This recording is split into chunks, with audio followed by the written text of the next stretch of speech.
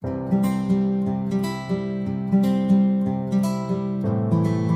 to AETCM, the emergency medicine channel. A 56-year-old male presented to ER with complaints of right shoulder pain and restricted mobility following a slip and fall. On initial 10-second assessment, airway was patent, no pooling of secretion, C-spine was maintained, no tenderness, neck movements were normal. Coming to breathing, respiratory rate was 18 per minute, saturation 100% on room air entry bilaterally equal. Coming to circulation, heart rate was 89 per minute, BP was 150/90 millimeters of mercury. All peripheral pulsations equally felt. Coming to disability, GCS was 15/15 with pupils equal and reacting to light. The pain score at the time was 7/10 and we have given one injection paracetamol 1 gram IV, and on reassessment the pain score reduced to 5/10 and BP also reduced to 130/80 millimeters of mercury. On exposure, patient was afebrile. Coming to history, a 56-year-old male, known case of diabetes mellitus, not on any regular medications, presented to ER with complaints of alleged history of slip and fall while walking on an outstretched arm. There was no history of any head injury, loss of consciousness, vomiting or seizures. He had pain over right shoulder and noticed restricted mobility. No history of any numbness or any other injuries. Directly going to local examination. Patient came walking to ER by holding the right arm with the left hand. Patient was exposed after taking consent. On inspection, the attitude of the limb was slightly abducted and externally rotated. Loss of contour of the right shoulder was there when compared to left. Fullness was found below the clavicle at the lateral aspect. No external injuries or scars or sinuses. Coming to palpation, no local rise of temperature, no tenderness of the sternoclavicular joint, no discontinuity of the clavicle, no tenderness over the acromioclavicular joint. Humeral head was palpable below the clavicle at the lateral aspect. Since the patient was in pain, could not assess the mobility. No sensory deficits over the shoulder. Elbow, wrist and hand movements were normal. With a procedural diagnosis of shoulder dislocation, we had sent the patient for X-ray. Okay. And X-ray showing anterior dislocation. Okay, so let's start from the history. So you got a patient with fallen outstretched hand. So it's a fallen, we have discussed last time, fallen outstretched hand. One of the problem that you have to anticipate is a shoulder dislocation. You can have from the below, like Colles fracture, we have discussed last time. Then we can have a patient with elbow dislocation. So these are all the problems that we anticipate. And the mechanism of injury is very important, because whenever you have got a shoulder dislocation, when it is fallen outstretched hand, probably majority of the time it is an anterior dislocation. So anterior dislocation, as you said rightly, you will have the contour, the shoulder, normal shoulder contour will be lost, and you will be able to see that dip in that area.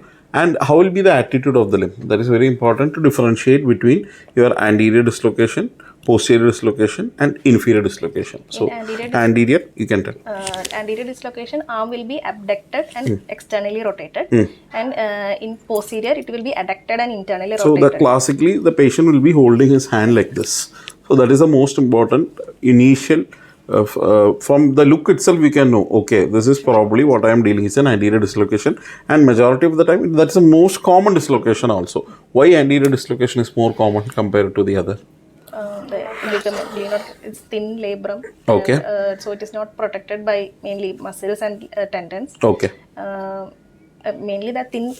Because of that, because you should know that the movement, everything what we do is mostly anteriorly. We don't do that much of posterior rotation. So to make the movement very easily, you will have support ligaments very less only. So when you have more protection, your movements will get restricted. So that is a simple reason. So again, inferiorly we don't see much. So inferior dislocation, what will be the attitude of the limb? The arm will be above the head. Above the head. He cannot adduct. Yes. So that is that inferior dislocation. It will be mostly adducted, and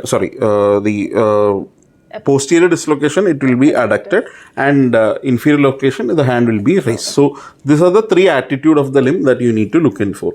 And most importantly, when you start examining the shoulder joint. So shoulder joint examination as such, you have to look for the bony point of tenderness starting from the sternoclavicular joint. So from here, you have to look for any clavicular fracture, again depending upon the mechanism of injury. So where does the clavicle fractures usually? Lateral 1/3 and medial 2/3 junction. Medial. That junction is the most common site. Then you have to look for the next tenderness or the acromial joint. Then you have to come and palpate the head of the humerus for any fracture. But here it's a clear case of dislocation, and mostly what you have to, your range of movements you will not be able to elicit at this point of time. But when you have a patient with periarthritis shoulder, or you have having any other ligamentous injury, you need to elicit that, whether the initial abduction is affected, or whether it is the later half which is affected, when there is a painful arch syndrome. All those things you will be looking into. But what is the most important examination in a shoulder dislocation? If you are asked to do only single test, what will be asked for? Only one single test. I am telling you, you can do only one single test. What is the most important examination that you want to do in the shoulder joint? Try to touch the opposite shoulder. Only one examination, I wanted to look whether the axillary nerve is involved or not. That is the only thing that I wanted to know in a shoulder dislocation. So you have to look for the regimental badge area around the deltoid if there is any sensation loss. Why axillary nerve dislocation? Because it winds around, the axillary nerve winds around the surgical neck of the humerus. So that is the only one neurological examination that you should never miss.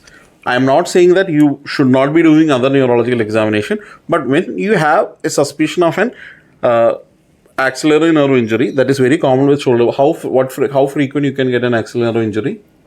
Less than 5%. It's not that common. Less than 5% you can get this, but some 3%, that's what I remember. Less than 5% for that reason. That is the most common injury that you need to look in for. Then the next important thing, can you get a brachial plexus injury? Can you get a brachial plexus injury due to a shoulder dislocation? It's very, very, very rare. So when will you suspect a brachial plexus injury? When the attitude of the limb. Okay, when you can have the attitude of the limb. So from when you start suspecting, first you will say mechanism of injury. So whenever there is a mechanism of injury, you have a high neck injury. So it is above the shoulder, the patient has got injury, and also there is a shoulder dislocation. So there can be an associated brachial plexus injury. The patient is not having this sensation. Instead of that, he is having other weaknesses also. So we don't know where exactly is. It can be just the root, maybe C5, C6, where the root of the axillary nerve is coming, or it can be further down, or it can be the throughout the brachial plexus, or the Erb's point. Directly there is an impact over the Erb's point. You can have those injuries. So we should always remember mechanism of injury is very, very important, but for whatever mechanism that you have told, it is only where I have an isolated shoulder dislocation, probably an anterior shoulder dislocation. But if sometimes the patient has been thrown out of the vehicle, you can have, he is falling on an outside hand, and also you can have impact on other areas also. So when you are having those things, you need to suspect a probable brachial plexus injury also. Rather than brachial plexus injury and other vascular structures also, you need to keep that in your mind, because which vascular structure you will get damaged at that point? Axillary artery. You know the axillary artery, because there can be associated fracture with dislocation. Maybe a fracture without a dislocation also can happen. But the classical mechanism what we see in anterior dislocation will not be seen in these traumas, in these sort of traumas. So because of the mechanism is totally different, you can have axillary. So understanding the distal radial pulse is very important. So suppose a patient is coming you with trauma and you are not able to get a distal radial pulse, you need to consider whether you have a patient and with probable brachial plexus injury along with a vascular structure involvement also. So that is the time, and imaging modalities you need to consider. You have to have different imaging modalities.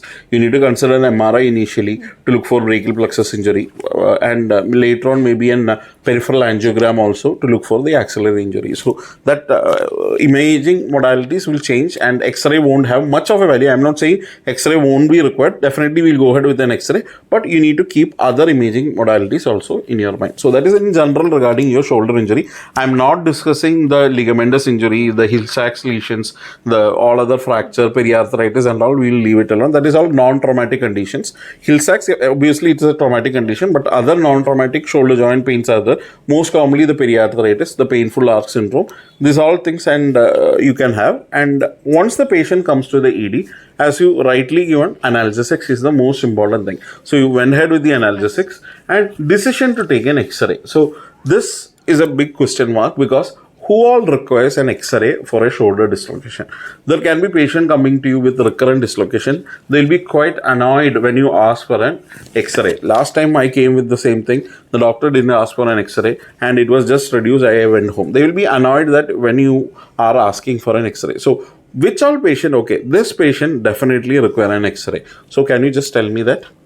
It is mainly when the age is more than 40 years and first time dislocation, and if the mechanism of injury, if it's traumatic injury, any sports injury or high speed injuries, we need to take a X-ray. These three things what you said, and definitely one more thing I will add on will be to look for any bony point tenderness. So whenever you have a bony point, definitely bony point tenderness. You are getting a bony point tenderness. First time there is a dislocation and you are very sure that it is high velocity injury, so that somebody has been fallen more than 10 feet height, or a high velocity injury, like we say for the Canadian C-spine rule. Whenever you have a high motor vehicle accident collision, you have to ask for the reason of you're justified in asking for an X-ray. But some fellow who is having recurrent, commonly which group of patient can have recurrent dislocations? Okay, which group of patient that we commonly see here in ER? In ER, what type of patients? Seizure disorder patients.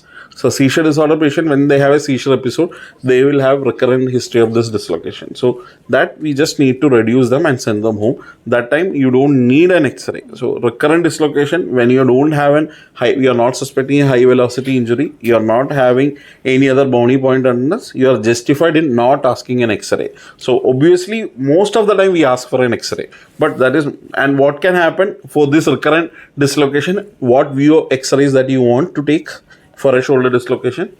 Axillary, okay, scapular and AP view. So by the time you are doing all the axillary view and all those things, by the time the patient is coming back from the X-ray room, the dislocation would have reduced. So this has happened. So who requires an X-ray? You should be very clear. And many times an axillary view of an X-ray. Imagine somebody is having an anterior dislocation and keeping his hand like this. How will he take an axillary view? It is technically difficult, but you can try to take an axillary view. But the most possible one is an AP view and maybe a lateral view. So what does an AP view X-ray shows for an anterior dislocation? AP view will be showing the humeral head will be displaced from the glenoid cavity, and then it will be either subacromion or below the coracoid process. So that is the easiest thing. You will be able to see it below the coracoid process. So anterior dislocation, then you take a lateral view also, you will get an idea whether it's an anterior dislocation or an posterior dislocation. And posterior dislocation and inferior dislocation usually we won't see. But when you have got a posterior dislocation, what does that implies? The mechanism of injury is great. So the mechanism, there is too much mechanism of injury has happened, and there is a force that has come hit from here, and the shoulder has got dislocated posteriorly. So that is the difference that you need looking for. And once you decide, okay, you have confirmed that it is an anterior dislocation and the patient don't have any neurovascular deficit. If the patient have neurovascular deficit, what you will do? Axillary nerve injury, it is we can reduce from the ear itself. If there is vascular injury, any open reduction. But usually axillary dislocation as such, you don't get without a fracture, unlikely to get a vascular injury. But axillary nerve, definitely it can be mostly traction injuries like neuropraxia. So once you reduce that shoulder dislocation, that will automatically heal. But you should always remember the regimental area, near the deltoid, you should look for the sensation. Now coming to the most important part of reduction. So when you start reading regarding shoulder dislocation reduction, there may be minimum 10 named procedures. 10 named procedures, different name, different technique. But whatever be the technique, what are the key points that you need to keep in your mind while you are planning for a shoulder dislocation reduction in emergency room? Adequate analgesia and muscle relaxation should be there. And then traction means. See, whatever be the method, what you said is 100%. That is the only thing that we should be keeping in your mind. Whichever technique that you are using, without adequate analgesia and adequate procedural sedation, your success rate is going to be low. So you should be selecting a good, don't hesitate to do a proper procedural sedation. So you should not be hesitate to give any of the drug that is required. So this is one condition. Recurrent dislocation is very easily it will get reduced. But when you are having a first time shoulder dislocation, it might be a challenging situation if you are not giving adequate analgesia, adequate muscle relaxation, and adequate sedation. So these three things is very key, and you have to select an agent, whichever agent that you are choosing, depending upon, as we normally discuss regarding the ASA category, and depending upon the contraindication. But analgesia is very, very important. So whichever agent that you are choosing, analgesia should be there.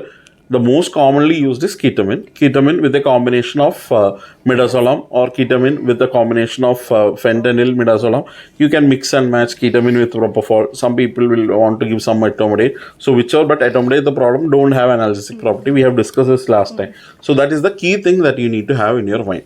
The next point, the method of reduction. So what is the most commonly done method? Caucus method. Most commonly done method is Caucus method. Can you just elaborate, and you can just elaborate on her, so that people will get an idea what you wanted to do. Place the patient in supine position. Yeah. And one my assistant should give a counter traction. We will keep the arm in 90-degree flexion, this elbow, and we will give a counter traction from the traction. And the patient will be having this abducted position.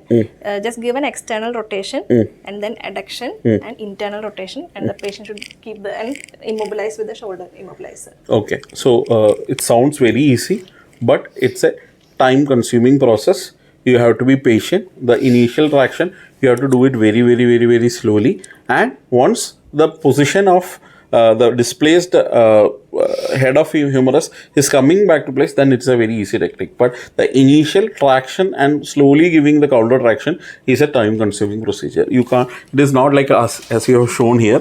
It will take another 2 to 3 minutes minimum, but sometimes it can take 5 minutes also. So you have to slowly give traction. Then you are doing, it is the slowly, you're once the heads falls on the right place, then it is very easy. Then you are adduction the limb, and you are internally rotating, and you are keeping, and you are giving an elbow. So traction, external rotation, adduction, and internal rotation. So that is the mnemonic tear is what we can remember. Traction, external rotation, adduction, and internal rotation. So tear is what the commonly used mnemonic for to remember this. So that is one method that we have been practicing. And another methods you have? Modified Hippocratic method is there. That is by wrapping around the patient a bed sheet. Like the wrap should be come from this here and then behind the head and neck, and then traction is given by traction and counter traction, and then slightly external rotate, and then we'll hurt and abduct, and then we'll hurt. Get a click sound. Okay, then what are the other? Stimson's gravity method is there, that the patient will be in prone position, and when you don't have enough support, when you are alone, you don't have any person to give a counter traction, you can try Stimson. So that position is very important. Patient should be lying down prone and head dipping down. And then 3 to 5 hand dipping down. 3 to 5 at the side of the structure should be the hand dropping down, and 3 to 5 kgs of weight can be put down, and we had to wait for 20 to 30 minutes for the gravity to act. So that is a rare situation. And also what is the other one where you keep your foot over the axilla? Hippocratic method. That is a Hippocratic method that may be commonly used in when you are alone. It can begin in the field, army field. Suddenly dislocation is happening, and you can just use the Hippocratic method also. So these are all planned methods. So whatever be the method that you are choosing, the key is here: sedation, muscle relaxation, and analgesia. So that three things, whichever method you choose, it will work. So whichever method you are not using, it will not work. And very rarely, if it is not getting reduced, you need to take the patient to the theater with general anesthesia. You need to plan your reduction. But usually with the procedural sedation have so much evolved, we don't have any failures by doing a shoulder dislocation. And after that, you should be giving them a broad arm sling. And what will be the advice that you are going to give the patient? Post reduction, what all things you need to do? Very important. Post reduction X-ray should be taken to see whether that is reduced or not. And then give an adequate reassess for any neurovascular structure. Again, you need to reassess whether the patient can develop after the reduction also. Just reassess the distal neurovascular structures, and also if he had any neurovascular deficit before, whether that has decreased also, you should be assessing. And a check X-ray also is required. Then you can ask them to review. Later on, they can decide for an MRI is required depending upon the ligamentous which has damage, and finally they can plan for an definitely surgery if there is any other associated lesions are there, any ligamentous lesions are there. Okay, so what happened to this patient? We initially given imidas and ketamine for the patient. We liquidly analgesia and sedation was given. Tried initially with Cocker's method, but it was after it will reduce, but it will again redислocate. So with modified Hippocrates method, it was reduced completely. And then check X-ray was taken, and he was discharged after. He was discharged after this. Okay.